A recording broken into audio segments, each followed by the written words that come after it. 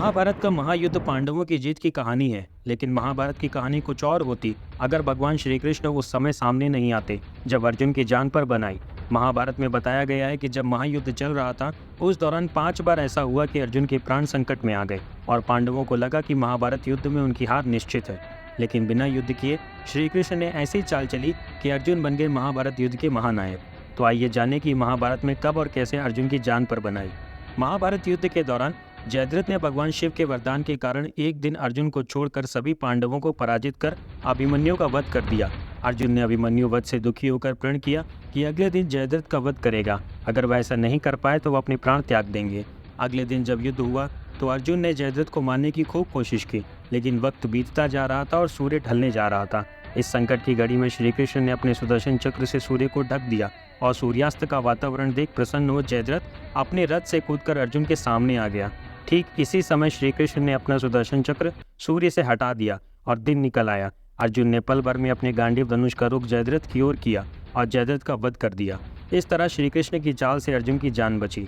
दूसरी बार अर्जुन की जान पर तब बनाई जब कर्ण से अर्जुन का युद्ध चल रहा था। युद्ध के दौरान कर्ण ने सर्पमुखास्त्र का प्रयोग किया और वह सीधा अर्जुन के प्राण लेने के लिए चल पड़ा, लेकिन श्री कृष्ण ने पलक झपकते ही अपने पैर से रथ को 5 इंच नीचे दबा दिया, जिससे सर्पमुखास्त्र अर्जुन के मुकुट को काटता हुआ चला गया और अर्जुन की जान बच गई।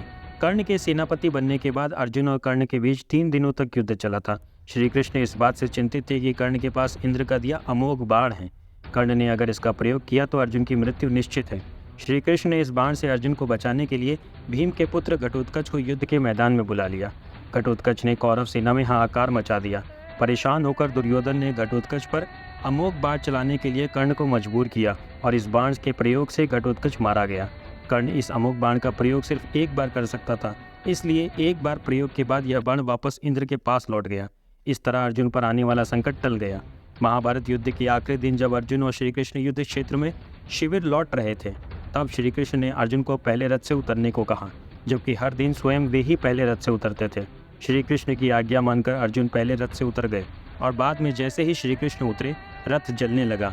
तब अर्जुन को श्री कृष्ण ने बताया कि यह रथ तो भीष्म, द्रोणाचार्य, कृपाचार्य और कर्ण के दिव्यास्त्रों से पहले ही जल चुका था। मेरे संकल्प के कारण यह अब तक जीवित दिख रहा था। तो हमारा आज का यह वीडियो आपको कैसा लगा हमें कमेंट करके बताएं। ऐसी ही सनातन धर्म से जुड़ी रोचक कथाओं के लिए हमारे चैनल को सब्सक्राइब करें।